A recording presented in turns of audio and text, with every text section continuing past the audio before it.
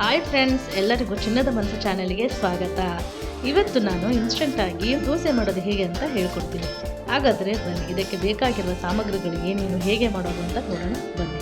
ಮೊದಲಿಗೆ 1 ಕಪ್ ರವೆ, 1 ಕಪ್ಪು carrot, 1 cup ಅಕ್ಕಿ ಹಿಟ್ಟು, ರುಚಿಗೆ ತಕ್ಕಷ್ಟು ಉಪ್ಪು, ಕರಿಬೇವು, ಕೊತ್ತಂಬರಿ, ಈರುಳ್ಳಿ, ಜೀರಿಗೆ, ಸ್ವಲ್ಪ ಹಸಿಶುಂಠಿ, 1 ಕಪ್ ಮೊಸರು, ಹಸಿಮೆಣಸಿನ್ಕಾಯಿ. ಮೊದಲಿಗೆ ಒಂದು ಬೌಲನ್ನು ತಗೊಂಡು ಅದಕ್ಕೆ 1 ಕಪ್ಪು ಅಕ್ಕಿ ಹಿಟ್ಟನ್ನು ಹಾಕಿ 1 ಕಪ್ಪಿಗೆ 3/4 ಕಪ್ಪಷ್ಟು ರವೆ, ಇವೆರಡನ್ನ ವಿಸ್ಕರ್ ಸಹಾಯದಿಂದ ಚೆನ್ನಾಗಿ ಮಿಕ್ಸ್ ಮಾಡೋಣ.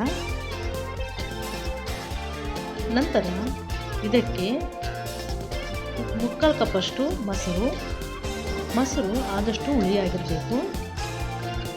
ಈ ಮೂರನ್ನು ಚೆನ್ನಾಗಿ ಮಿಕ್ಸ್ ಮಾಡೋಣ. ಈಗ ಇದಕ್ಕೆ ಸ್ವಲ್ಪ ನೀರನ್ನು ಹಾಕೋಣ.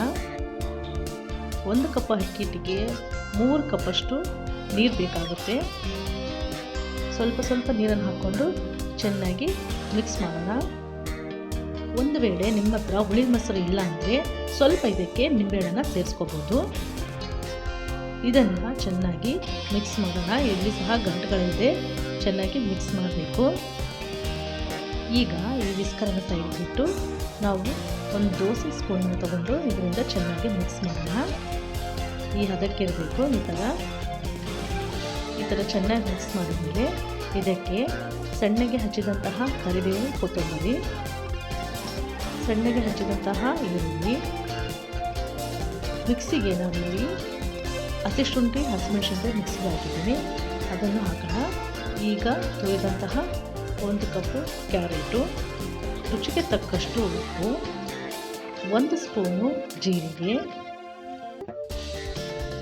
ಇವೆಲ್ಲವನ್ನು ಸೇರಿಸಿ ಚೆನ್ನಾಗಿ ಮಿಕ್ಸ್ ಮಾಡೋಣ. ಫ್ರೆಂಡ್ಸ್, ಯಾರ್ಯಾರು ನನ್ನ ಚಾನಲ್ ನೋಡ್ತಾ ಇದ್ದೀರಾ ಅವ್ರು ನನ್ನ ಚಾನಲನ್ನು ಸಬ್ಸ್ಕ್ರೈಬ್ ಮಾಡಿಕೊಳ್ಳಿ. ಈಗ ಇವೆಲ್ಲವನ್ನು ಚೆನ್ನಾಗಿ ಮಿಕ್ಸ್ ಮಾಡಿಕೊಂಡು ಒಂದು 20 ನಿಮಿಷಗಳ ಕಾಲ ನೆನೆಯೋಕ್ಕೆ ಬಿಡೋಣ. 20 ನಿಮಿಷಗಳಾದ ನಂತರ ದೋಸೆ ಮಾಡೋಕ್ಕೆ ಹಿಟ್ಟು ರೆಡಿಯಾಗಿರುತ್ತೆ. ಈಗ ತವಾನ ಚೆನ್ನಾಗಿ ಬಿಸಿ ಮಾಡಿ ನಂತರ ಈ ಥರ ದೋಸೆಯನ್ನು ಹಾಕೊಳ್ಳೋಣ. ಎಲ್ಲೆಲ್ಲಿ ಗ್ಯಾಪ್ ಇದೆ ಅಲ್ಲೆಲ್ಲ ಫಿಲ್ ಮಾಡ್ಕೋಬೇಕು. ಈ ಥರ ನಂತರ ಇದಕ್ಕೆ ಲಿಡ್ಡನ್ನು ಕ್ಲೋಸ್ ಮಾಡಬೇಕು. 1 ನಿಮಿಷಗಳಾದ ನಂತರ ಲಿಡ್ಡನ್ನು ಓಪನ್ ಮಾಡಿ ಇದಕ್ಕೆ ನಾವು ಆಯಿಲು ಇಲ್ಲ ಬಟರು ಯಾವುದಾದ್ರೂ ಹಾಕೋಬೋದು, ನಿಮ್ಮ ಆಪ್ಷನ್ನು. ಈಗ ನಾನು 1 ಸ್ಪೂನು ಆಯಿಲನ್ನು ಹಾಕ್ತಿದ್ದೀನಿ. ಆಯಿಲ್ ಹಾಕಿದ್ಮೇಲೆ ಈ ಥರ ಬ್ರೌನ್ ಕಲರ್ ಆದಮೇಲೆ ದೋಸೆ ರೆಡಿ ಆಗಿದೆ.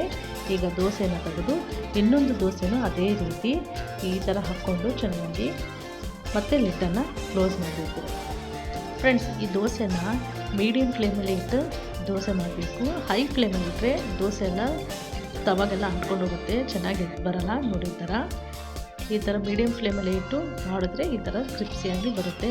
ನೋಡಿದ್ರಲ್ಲ ಫ್ರೆಂಡ್ಸ್, ರವೆ ದೋಸೆ ಮಾಡೋದು ಹೇಗೆ ಅಂತ. ನೀವು ಸಹ ಮನೆಯಲ್ಲೊಮ್ಮೆ ಟ್ರೈ ಮಾಡಿ. ಮತ್ತೆ ಮುಂದಿನ ವಿಡಿಯೋಗೆ ಭೇಟಿ ಆಗೋಣ. ನಮಸ್ಕಾರ.